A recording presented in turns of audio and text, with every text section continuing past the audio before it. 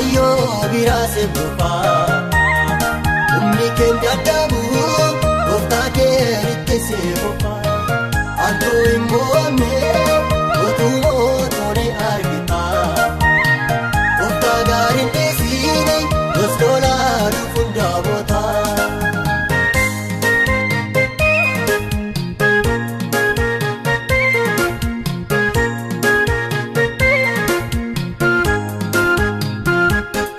Harkasaa cimsee si dhaaba sinkooduu nama gatama warra waamen qaanesine sobamee dhuunfaa dhuguma joobirrii taphaa haraawu yerootii gara yerootti siif kan ta'u humni gargaarsa handhuunis kan waaqayyooti hammi danda'a kee waaqayyoo biraa seebbufaa.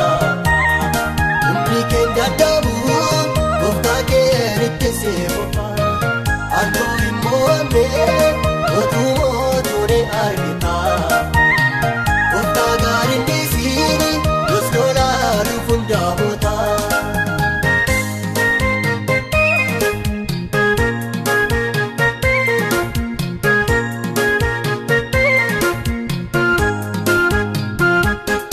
Baroota keessaa dhufame danda'uu kee lallaafisa abdii keessi guutachiisu faallaa kee jira mormeensa gara waaqayyoo ilaali dandeettii keessa harka jira haraa tokko sin qaanessu cimsee humna si gargaara hammi danda'a kee waaqayyoo biraa seebbufaa humni keenya dadhabu gooftaa keeritti seebbufaa Antoo hin mo'amne utuu mootolee argita gooftaa gaariin dhiisine jos lolaa dhufuun daawwata.